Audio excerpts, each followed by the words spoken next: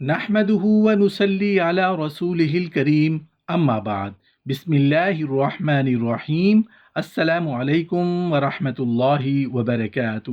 سردیوں میں غسل فرض ہو جائے تو کیا تیمم کر سکتے ہیں؟ کوئی بھی مسلمان سردیوں میں ٹھنڈے پانی سے وضو کرے تو اللہ تعالیٰ اس کے نامہ اعمال میں ہر ایک قطرے کے بدلے 1,00,000 نیکی کا ثواب لکھتا ہے اور 1,00,000 گناہ معاف فرما دیتا ہے اور 1,00,000 درجے بلند فرماتا ہے۔ اگر کوئی غسل کرتا ہے تو گویا وہ رحمت الہی کے سمندر میں نہاتا ہے۔ اس کے ہر ایک بال کے بدلے جو اس کے جسم پر ہیں ایک ایک شہر دے گا جو روئے زمین سے 50 سے زیادہ وسعت رکھتا ہے۔ جو شخص رات کے وقت شب بیداری کے لیے از خود سردیوں میں پانی گرم کرے، بیوی یا کنیز کو نہ جگائے یا ٹھنڈے پانی سے ہی وضو کرے تو اسے ہر رکعت کے بدلے حج مبرور، عمرہ مقبول، نیز غازی اور ایک ایک شہید کا ثواب ملے گا۔ صحابہ کرام رضوان اللہ تعالی علیہم اجمعین عرض گزار ہوئے کہ اگر وہ غسل کرے تو فرمایا اس کا ثواب اللہ تعالیٰ جو عطا فرمانے والا ہے وہی جانتا ہے۔ محترم ناظرین، سوال پوچھا گیا ہے کہ سردی میں اگر احتلام ہو جائے یا میاں بیوی نے ہم بستری کی ہو تو کیا فجر سے پہلے تیمم کر سکتے ہیں؟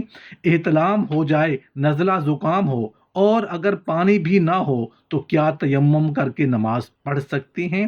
ایک بات یاد رکھنے والی ہے کہ تیمم کرنا اس وقت جائز ہوتا ہے جب پانی موجود نہ ہو اور نہ ہی پانی کے گرم کرنے کا انتظام ہو، اور سردی میں ٹھنڈے پانی سے نہانے سے بیمار ہونے کا غالب گمان ہو، وہم نہ ہو، غالب گمان ہو تو ایسی صورت میں تیمم جائز ہے۔ سردیوں میں اکثر یہ ہوتا ہے کہ سردیوں کی وجہ سے آنکھ دیر سے کھلتی ہے، محتلم نے یا میاں بیوی نے غسل کرنا ہوتا ہے۔ اب خیال یہ ہوتا ہے کہ اگر چولہے پر پانی گرم کریں گے تو نماز قضا ہو جائے گی، لہٰذا ایسی صورت میں وہ لوگ تیمم کر لیتے ہیں۔ ایسا کرنا اسلام میں جائز نہیں ہے، کیونکہ آپ کے پاس پانی بھی موجود ہے، آپ کے پاس گرم کرنے کے لیے چولہا یا لکڑیاں بھی موجود ہیں، تو ایسی صورت میں آپ تیمم نہیں کر سکتے، تو ایسی صورت میں آپ کے اوپر تیمم جائز نہیں ہے۔ عموماً لوگ کہتے ہیں کہ اگر ہم پانی گرم کریں گے تو نماز قضا ہو جائے گی، تو ایسی صورت میں نماز قضا ہوتی ہے تو ہو جائے، کیونکہ آپ کو نماز قضا کرنے کا گناہ نہیں ہوگا بشرطے کہ خود سے نماز کو دیر نہ کی گئی ہو۔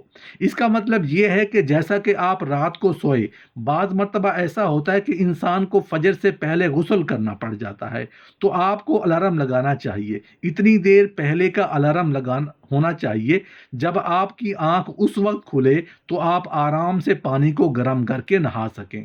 عموماً لوگ بہت کم ٹائم کا الارم لگاتے ہیں اور جب وہ اٹھتے ہیں اور غسل فرض ہو تو غسل کے بعد نماز قضا ہو جاتی ہے، اس کا ٹائم ہی نہیں بچتا، اس کا آپ کو گناہ ہوگا، کیونکہ آپ کو پتہ ہے کہ بعض مرتبہ کسی حاجت کی وجہ سے غسل فرض ہو جاتا ہے، تو آپ نے اتنی دیر کا الارم کیوں لگایا؟ جو نمازی حضرات ہیں ان کے لیے یہ لازم ہے کہ وہ اتنی دیر پہلے اٹھ جائیں کہ اگر ان کو یہ پتہ چلے کہ ہم پر غسل فرض ہو چکا ہے تو اتنا ٹائم ان کے پاس ہونا چاہیے کہ وہ پانی گرم کریں اور گرم کر کے نہا سکیں۔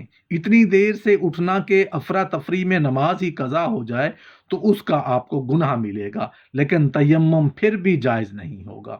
اگر پانی گرم کرنے کا کوئی بھی انتظام نہیں ہے تو ایسی حالت میں آپ کو یہ گمان ہے کہ ٹھنڈے پانی سے آپ نہائے تو واقعی بیمار ہو جائیں گے، تو پھر آپ کے لیے تیمم کرنا جائز ہے۔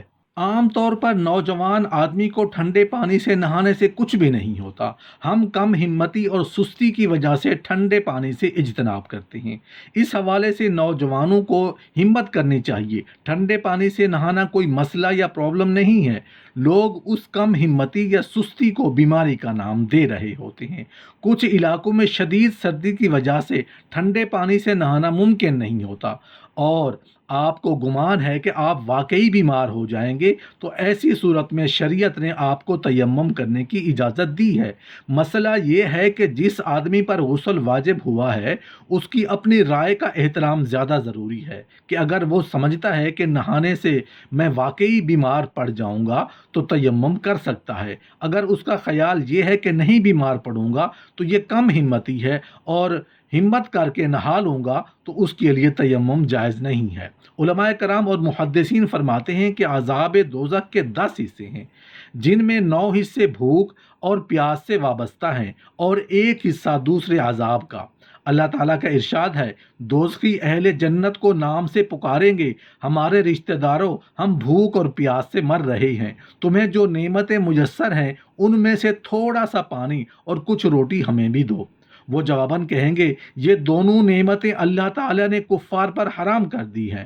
دوزخیوں کی جہنم میں خوراک کا ذکر قرآن کریم میں بڑی وضاحت سے آیا۔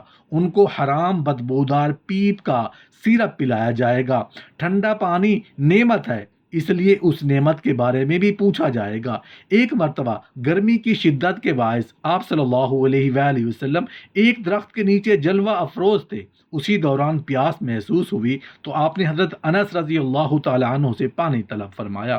اتنے میں حضرت ابو سعید خدری رضی اللہ تعالیٰ عنہ ٹھنڈا پانی اور تازہ روٹیاں لے آئے۔ رسول اللہ صلی اللہ علیہ وآلہ وسلم اور آپ کے صحابہ کرام رضوان اللہ تعالیٰ علیہم اجمعین نے تناول فرمائی اور ٹھنڈا پانی نوش فرمایا ہی تھا کہ حضرت جبرائیل علیہ السلام حاضر خدمت ہوئے اور کہا کہ آج آپ نے 3 چیزوں سے نفع اٹھایا ہے، ٹھنڈا پانی، تازہ روٹی اور سایہ۔ روز قیامت ایسی نعمتوں کے بارے میں بھی سوال ہوگا۔ یہ سنتے ہی رسول اللہ صلی اللہ علیہ وآلہ وسلم بے اختیار رو پڑے، حتیٰ کہ آپ کی ریش مبارک آنسوؤں سے تر ہو گئیں۔ بیان کرتے ہیں کہ اس کے بعد آپ نے کبھی بیک وقت تازہ روٹی اور ٹھنڈا پانی نوش نہیں فرمایا۔ اس لیے اولیاء کرام گرم روٹی اور ٹھنڈا پانی سے بچتے ہیں۔ افسوس کہ ہم ایسے ناکارہ اعمال، مشروبات اور نہ جانے کون کون سی سردائیاں، پولکے اور یخ بستہ سوڈے واٹر کی مختلف ورائٹیز استعمال کرتے ہیں، کبھی سوچا بھی نہیں کہ ان کے استعمال پر حساب بھی دینا پڑے گا۔ حدیث شریف میں ہے کہ روزے دار جو بھی شربت وغیرہ پیے گا اس کا حساب نہیں ہوگا۔ واضح ہوا کہ کل شربت میں وہ شربت شامل نہیں جن سے نشہ آئے، بلکہ ہر وہ شربت ہے جو حلال اور جائز ہو۔ حرام مشروب تو ہر لمحہ حرام ہے، اس کا پینا پلانا سخت ترین گناہ اور گرفت کا موجب ہے۔ مسلمانوں کو ہر معاملہ میں میانہ روی اختیار کرنی چاہیے، کھانے پینے حتیٰ کہ لباس پہننے میں بھی، اور خود نمائی اور نمائش سے محفوظ اور زیب و زینت کے لباس سے بہتر۔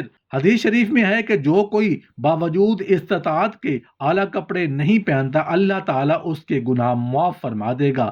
ریشمی لباس 2 طرح نقصان دہ ہے، اس لیے کہ اس کے پہننے والے کو حساب عمل دینا پڑے گا اور سزا بھی بھگتنا ہوگی، یعنی اس میں دونوں باتیں ہیں، حساب بھی اور عذاب بھی۔ سردیوں میں گرم کھانا اور گرم لباس میسر آ جائے تو الحمدللہ کہا کرو۔ غرض جو کام بھی چھوٹا ہو یا بڑا طبیعت کے موافق ہو جائے یا کوئی دعا قبول ہو جائے، جس بات سے بھی دل کو لذت و مسرت حاصل ہو، جس کار خیر کی بھی توفیق ہو جائے، اس پر اللہ کا شکر اور دل و زبان سے ادا کرنے کی عادت ڈالیں۔ اس کام میں نہ وقت لگتا ہے، نہ مال خرچ ہوتا ہے اور نہ کوئی محنت لگتی ہے۔